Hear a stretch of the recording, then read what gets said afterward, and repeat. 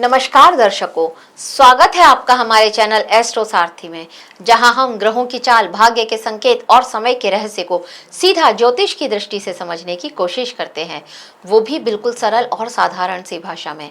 मैं आचार्य शिवी आप सभी का हार्दिक अभिनंदन करती हूँ। दर्शकों, आज के इस वीडियो में हम बात करने जा रहे हैं मकर राशि के जून के महीने के मासिक राशिफल के बारे में।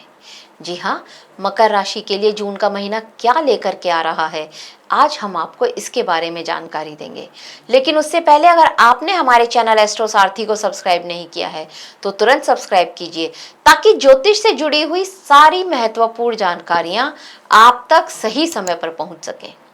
तो चलिए शुरू करते हैं और जानते हैं मकर राशि का जून के महीने का मासिक राशिफल। और यहाँ पर हम सबसे पहले बात करेंगे ग्रहों की स्थिति की। देखिए, मकर राशि, आपकी राशि के स्वामी होते हैं शनिदेव, और शनिदेव यहाँ पर रहने वाले हैं तीसरे भाव में।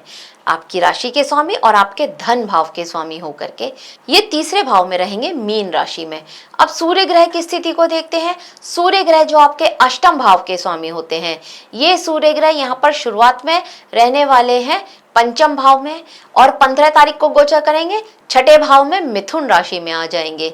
इसके बाद मंगल ग्रह की स्थिति देखें तो मंगल ग्रह जो कि आपके चतुर्थ और आपके लाभ भाव 11वां भाव इसके स्वामी होते हैं, ये मंगल ग्रह शुरुआत में रहने वाले हैं चतुर्थ भाव में ही, अपनी ही राशि मेष राशि में, जहां पर ये आपके लिए रोचक नाम का पंच महापुरुष राजयोग बनाएंगे। इसके बाद ये मंगल 20 तारीख को पंचम भाव में आ जाएंगे। बुध ग्रह की स्थिति कुछ ये है कि बुध आपके भाग्य भाव और बुध आपके लिए आपके छठे भाव के स्वामी होते हैं, और ये बुध ग्रह शुरुआत में रहने वाले हैं छठे भाव में ही, और गोचर करेंगे और ये पहुंच जाएंगे सप्तम भाव में 22 तारीख को।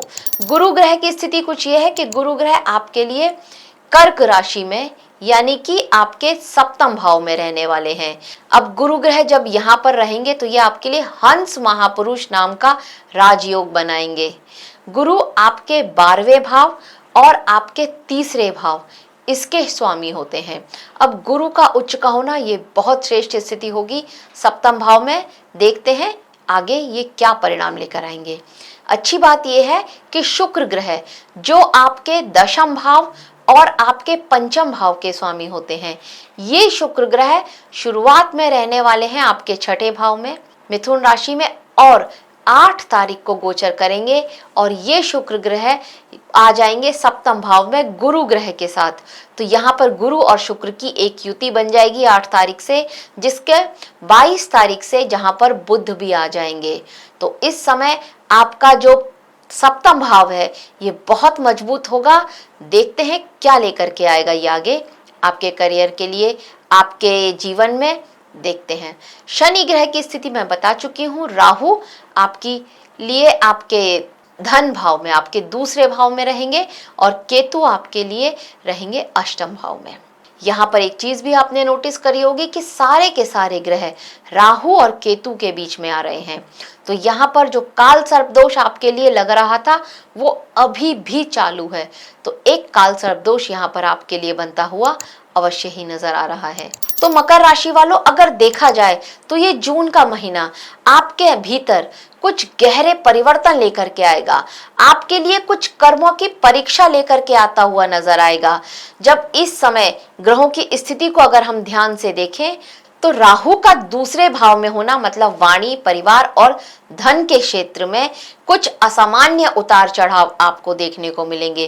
कहीं पर एक अच्छा बड़ा अमाउंट आपका खर्चा हो सकता है। राहु ये स्थिति आपके लिए बना रहे हैं।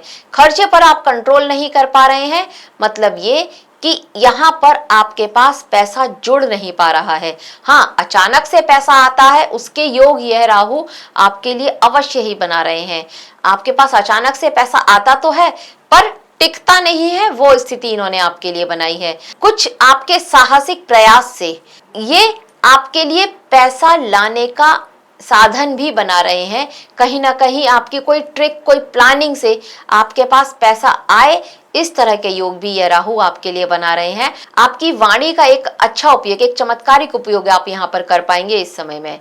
अब मंगल का चतुर्थ भाव में आना मतलब रोचक महापुरुष राजयोग आपके लिए जो बन रहा है शुरुआत में, ये आपको भूमि, भवन, वाहन और जो आंतरिक शक्तियां हैं उनसे जुड़े मामलों में यहाँ पर मजबूती देता हुआ नजर आ रहा है। कोई ऐसा कोर्ट केस सा भूमि का से रिलेटेड जो आपका कब से फंसा हुआ था, हो सकता है कि अब इस समय में वहां पर वो केस आपका सॉल्व हो जाए, इस तरह की स्थिति यहाँ पर बनेगी। लेकिन 20 तारीख के बाद जैसे ही यह मंगल पंचम भाव में प्रवेश करेंगे, तब आप देखेंगे कि ये जो ऊर्जा है ये आपके प्रेम, आपके संतान और आपकी क्रिएटिविटी की ओर मुड़ जाएगी। शुरुआत में सूर्य पंचम भाव में रहेंगे, तो सूर्य जब यहाँ पंचम भाव में रहेंगे तो आत्मविश्वास और निर्णय क्षमता को आपके लिए और ज्यादा बढ़ाते हुए नजर आएंगे।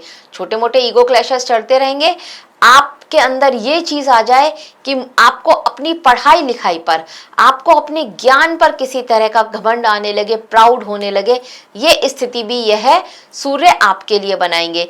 और अगर आपकी जन्मपत्री में सूर्य की स्थिति अच्छी है तो इस समय में आपको पढ़ाई में कुछ एक स्पेशल आपको प्राइज मिले या कुछ कहीं से आपको एक ऐसा फेम मिले, ये स्थिति भी यहाँ पर आपके लिए बनती हुई नजर आएगी। इसके बाद जब ये 15 तारीख को छठे भाव में चले जाएंगे, जो कि हमारा रोग, रिपु, ऋण का भाव होता है, तो यहाँ पर ये थोड़ा जो आपके कोर्ट कचहरी का मामला है या फिर आपका अस्पताल से रिलेटेड कोई प्रॉब्लम चल रही है, कोई घर का बीमार है, तो वहां पर थोड़ा सतर्क रहने के लिए आपके लिए संकेत अवश्य लेकर के आ रहे हैं। अब अगर हम बात करें बुध की, तो बुध शुरुआत में छठे भाव में रहेंगे, जो कि आपकी विश्लेषण क्षमता को मजबूत कर रहे हैं। किसी कॉम्पिटिटिव एग्जाम की तैयारी कर रहे थे तो बहुत अच्छी तैयारी भी होगी, और एग्जाम अगर था तो वहां पर आप बहुत अच्छे से एग्जाम दे पाएंगे, ये स्थिति यह बुध आपके लिए बना रहे हैं। लेकिन जब 22 तारीख में ये सप्तम भाव में आ जाएंगे तो यहाँ पर ये आपके संबंधों और साझेदारी में आपकी संवाद की भूमिका बहुत इंपॉर्टेंट हो जाएगी, ये स्थिति यहाँ पे रहेगी। गुरु जो कि सप्तम भाव में ही है, हंस महापुरुष राजयोग बना करके बैठे हैं, ये भी अत्यंत शुभ स्थिति है। विवाह योग्य है तो विवाह हो सकता है। साझेदारी और सामाजिक प्रतिष्ठा को ये बहुत उन्नत करने वाली स्थिति रहेगी। शुक्र भी जब यहाँ पर आपके लिए आ जाएंगे 8 तारीख से, तब आप देखेंगे कि यहाँ पर संबंधों में, वैवाहिक जीवन में आपके बहुत मधुरता और आकर्षण की आप देखेंगे कि वृद्धि होती हुई यहाँ पे नजर आएगी। केतु का अष्टम भाव में होना मतलब गूढ़ अनुभव होना, अचानक से परिवर्तन लेकर आना, आध्यात्मिकता की ओर झुकाव बढ़ाएगा यह केतु। ज्योतिष की तरफ, एस्ट्रोलॉजी, न्यूमेरोलॉजी की तरफ आपका ध्यान बढ़ सकता है, या फिर आप किसी और चीज पर रिसर्च कर रहे थे तो वहां पर ये केतु आपका ध्यान लेकर के जाएंगे, वहां पर आप कुछ अच्छा कर पाए, इस तरह की स्थिति यह केतु आपके लिए बना रहे हैं।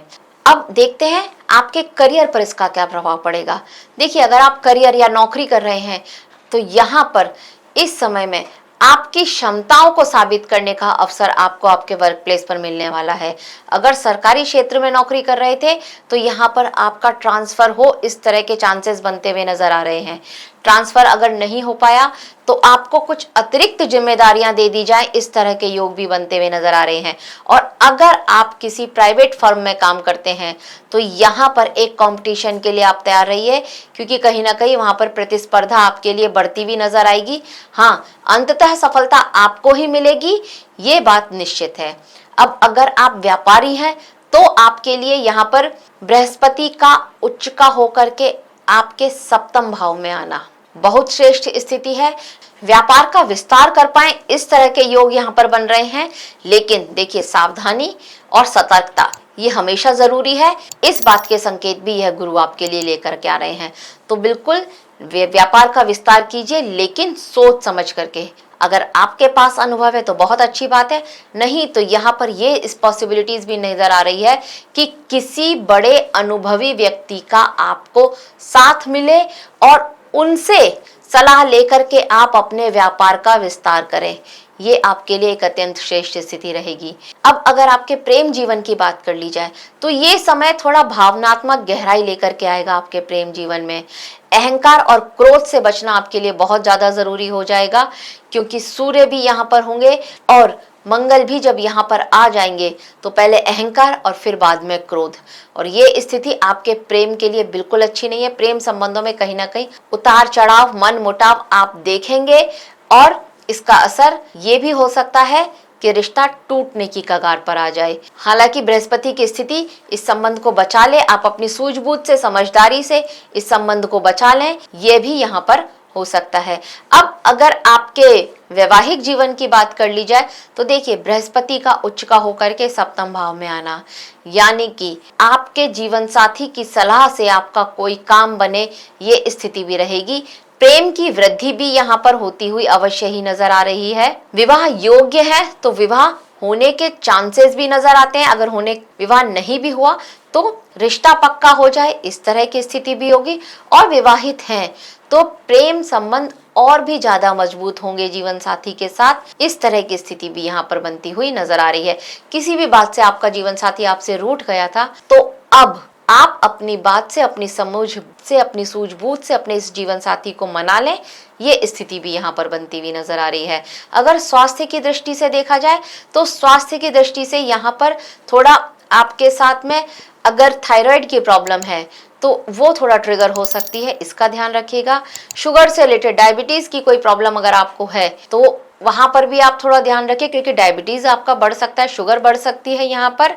और कहीं ना कहीं यहाँ पर आपको हड्डियों से रिलेटेड कोई प्रॉब्लम थी तो अब उसमें आपको थोड़ा राहत मिले, कहीं ना कहीं एक अच्छा प्रॉपर इलाज मिले, वो स्थिति भी यहाँ पर आपके लिए बनती हुई अवश्य ही नजर आ रही है। स्किन से रिलेटेड कोई प्रॉब्लम आपको हो सकती है, इसका भी आपको ध्यान रखना होगा। अब अगर हम उपाय की बात करें तो देखिए, आपको प्रतिदिन ओम नमः शिवाय मंत्र का जाप अवश्य करना चाहिए।